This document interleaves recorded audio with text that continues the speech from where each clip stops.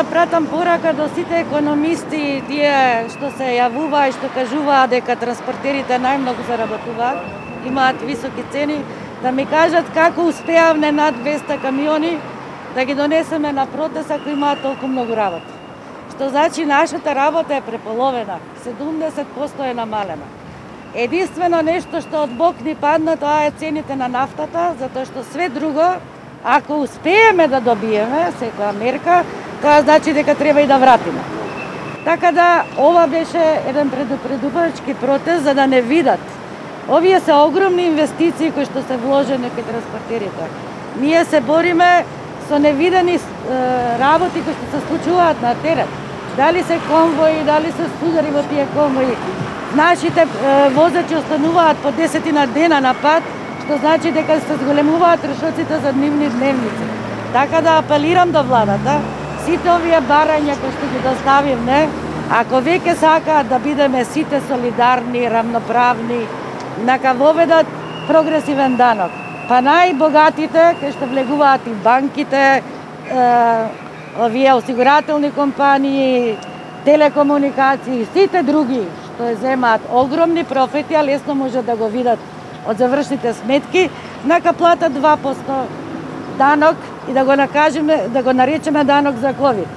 И назачки да се враќа по 1% на тие помали што се на најмалите, без да ги исклучиме и асоциациите, и ние, и сите други СИЗОви и све натака, значи сите да платиме по 0,5 и така да собереме средства за да помогнеме на стопанството.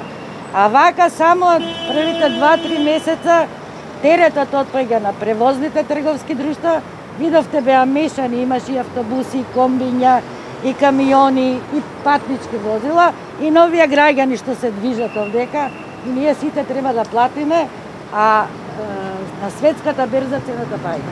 Значи да го искористиме како мерка која што не значи враќање на нешто. 18,9% од нашите превозници успеа во првата мерка да земат нешто. Меѓутоа тоа е обврска за враќање. За жал, толку се лоши условите што тешко доаѓаат до средства и да ги исполнат. И ние како дополнување на нашето барање им пратиме сега не да биде репер март, кога сите стопански дејности работеат 20 дена, него да биде репер април, за да видиме колку е паднат прометот кај сите, не само кај нас. Значи да имаме реални податоци за да можеме реално сите заеднички да си помогнеме солидарно и да можеме да обстоиме и да излеземе од оваа економска криза. Што ако не ве послушаа, господин Муратовски, од владата? Леле мајко. Па видите, дали ќе не послушаат и не, ова е една огромен срам за нив, кога ќе видат колку возила преминаја. А ја мислам дека секоја влада, не само оваа и претходната, е за народот, а не обратно. Народот да биде напред.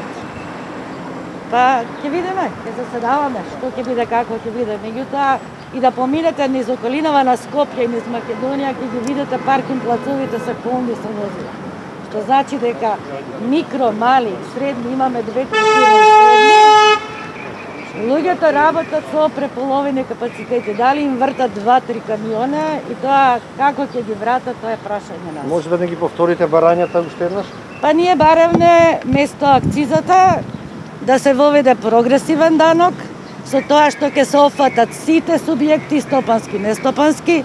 Баравне да се пролонгираат давачките кои што се за регистрација на возилата, а во исто време, бидејќи ние и побаруваме за поврат на средства за некористење на патиштата, да има можност за компензација, ДДВ-то на сите транспортни компании да го вратат подитно, бидејќи така нема да мораме да земаме кредити, него ќе ги користиме нашите пари, условите за добивање на тие бескаматни кредити да бидат пофлексибилни, она што го кажав преска да не се усложнува ако должиме некој динар за данок или камата. Во исто време има и државата еден куп камати ни должи за невратено на време ДДВ, што значи постои можност да се најде решение. Исто така бараме да се води сметка и законите што го регулираат превозот, особено уредбата за распределба на дозволи, која стана последниве години нетранспарентна и продуцира некои работи кои што не сакам да ги кажам, значи да седнеме и заеднички да направиме исти услови за сите подеднакво да може да работат. Во дел од медиумите се вајде прочитав дека позади протестот може да стои политик. Ја тоа е најсмешно, да јас сум 16 години на сценава, ме видовте ли некоја што нека политичка партија? И оние што пишуваа 1000 членки дека наделе тие се политичка партија. Бидејќи немаат ни 1000 членки, не се ни асоцијација. Значи, они се СИС, трговско друштво, основано од 100 фирми кои што заедно прават бизнис. Меѓутоа, такви спинови, лепење, додавања, страмота се. Јас не сум од вчера, 16 години. Исто ја критикував и ВМРО, во 2009 имавме најголем протест, што го направивме во Кавадарци, ако се сеќавате. Тогаш стоевме таму едно 6-7 дена и тоа имаше огромен број на камиони, а беше ВМРО на власт. Пред тоа во 2006 пред изборите правевме ваков сличен протест заради визниот режим. Ние не сакаме да правиме протести, затоа што си правиме сами на себе трошоци. Меѓутоа инсистираме владата, било која, ова, друга која ќе дојде, веќе да почне да ги решава проблемите на транспортерите, а не да ги гледаат како извор на средства за зголемување на парите во буџет. Само уште една бројка ме интересира, колку камионџи има во Македонија и колку компании од транспортен сектор? Па вака, значи во Макамтранс имаме 1500 членки, али транспортери на превоз на стока. Ние сме репрезентативна ваква организација. Во 2017 година ги презентиравме сите наши списоци, меѓутоа не само списоци на платени чланари, од списоци се штанцаат колку сакат. Имаме решение добивено, кај што стои дека во рамките на гранката транспорт сме репрезентативни и тоа услово што е од 10% сме го надминале 24, нешто. Ние не сме против сите други. Меѓутоа треба заеднички да настапуваме кога се работи за проблемите на транспортерите. Ние сме во нашата Макамтранс, ја викам Македонија на мало. Имаме македонци, албанци, срби, турци, сите малцинства. И воопшто не интересираат партиите. Не интересира бизнисот.